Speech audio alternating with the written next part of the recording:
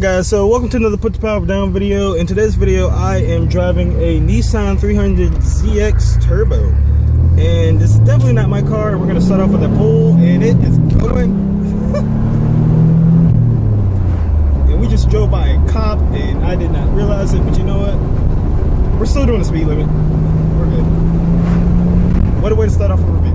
Alright guys, so this car is around 30 years old. And you know, the thing about older cars, they have this vibe to them. Like I was explaining earlier, and I'll roll up the window here for audio reasons, make sure you guys can hear me. But like I was explaining, or like I was telling Austin earlier, who you guys will meet in a minute, they have kind of this vibe of rawness. I feel like in my car, and I'm not trying to compare this directly to my car, but in a nutshell, newer cars, you know, there's so many computers and stuff telling you, you know, traction control and whatnot, and I have electronic steering. This has power steering and stuff like that. And in these cars, you can really feel the road and whatnot. And we're about to hit some turns. Now, this 30-year-old car is going, so we're going to figure out what it can do. Still stock suspension, I believe. And I'm not going to push it too hard because, again, it is not my car, but we are going to feel. I kind of feel like it wants to step out a little, and that's kind of fun. Let's get up this hill. These seats in these cars are really holding me in, and it's really nice because it's actually really good bolstering. I can slide side to side, not much problem. These sounds that this car is making, and we are on this bumpy road like I was in the other review. If you guys haven't seen that, click the link in the description. But this car is handling pretty nice. Kind of moving around. I mean, I'm not expecting it to be the best handling car for something that is 30 years old and still on stock suspension. The paint in this car is actually held up pretty nice. You know, if you look at the car, he does have his blemishes here and there from like just driving, the same that I have on my car.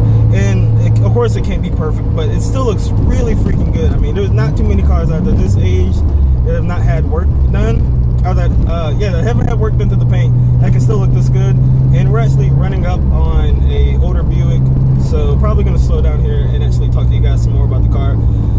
So first impressions, like I said, I really get this old car vibe. Almost I feel like I'm in a go-kart in a way, just because of the way this thing sounds. He has a resonator lead on this thing, and I can hear the turbo coming from someone who's in a naturally aspirated V6. I hear my engine for the most part, but I don't really hear, of course, the extra sounds. I'm really hearing it in person because usually I'm used to hearing it in, you know, YouTube videos and stuff like that. It really sounds cool hearing the whoosh, and the turbo is pretty loud. There's not too much dampening in the car since it's older, so we have a lot, newer cars have a lot more, you know, insulation and stuff like that. So you can definitely hear the exhaust. And we're going to go ahead and do another pull here as soon as this car gets out of our way. He also has this nice T-top. If you guys can tell that the sun is definitely hitting my face. It's a little warm in here, but go ahead and do our pull. And the power is definitely good.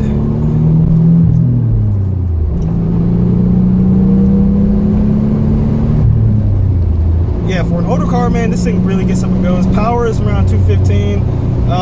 215 at the crank, horsepower, and 215 torque. So we're gonna go ahead and talk to Austin and figure out exactly what are his plans with the car, what he likes the car, what the story is behind the car, and give you guys some more information about it. But this is definitely a fun car, and if you ever get the chance to get your hands on one, I suggest doing it. Alright guys, so now I'm with the owner of this lovely car, and basically, can you go ahead and explain the backstory behind this car? So back in 1987, the first owner bought it up in, I think, Indiana, and then my aunt bought it from them back in 90.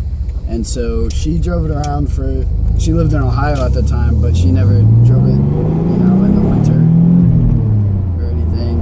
And she needed a bigger car, obviously, this only being 2 doors. And so she was trying to sell it from like 92 till however long.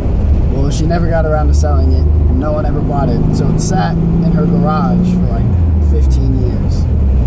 And so I started looking for a car, and we were up there for Thanksgiving. I was just talking about it, and she was like, well, you know, I have a 300ZX. And at the time, I didn't even know this car ever existed, just the second generation. And I was like, what? Like, that's crazy. So anyway, long story short, I bought it for $1,500. Sat there, I bought it with 85,000 miles. And so it had it like her brother was taking care of it at the time, and he only ran it every couple months, so I hadn't really been driven it on in like 15-20 years. And so we went up to go get it, and like all of our family was like, you need a trailer at home. Nah, my dad actually drove it 9.5 hours home right off the bat, and it was overheating a little bit, but it got here. Ohio to North Carolina, made it. And solid. It ended up having a real bad misfire, and so after changing brakes and all those things after 30 years, we tried to figure it out. And so we did plugs, wires, all the common stuff, and nothing changed. So a good buddy of ours has a shop, and we took it to him, and it ended up having a blown head gasket in 3 different places. It had a burnt cylinder exhaust valve, so it had to be remachined. And so once they put everything back together, they didn't it wouldn't start, and there was a whole bunch of other problems. So after 15 weeks of it being in the shop, I got it back. I remember, we were in high school, right? Yeah, it was. I remember It was senior year. I took it into the shop November 1st, and I got it back in February.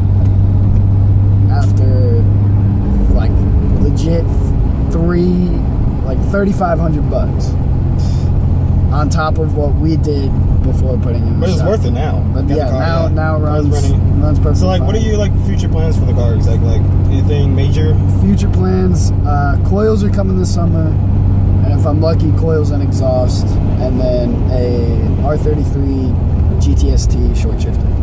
Nice.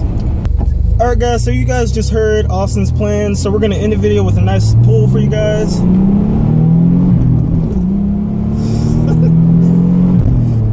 Honestly, older cars are where it's at, you guys, man.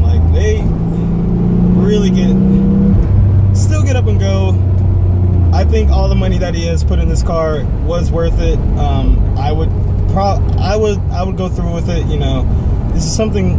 I think it's kind of cool to have an older car, a car that's around 30 years old, and just still gets up and goes like it does. It looks great.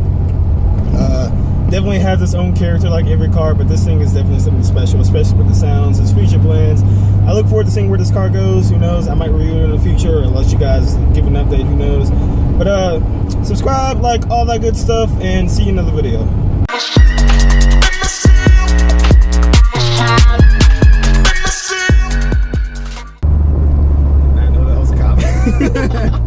Until I saw the lights, I was like, ah,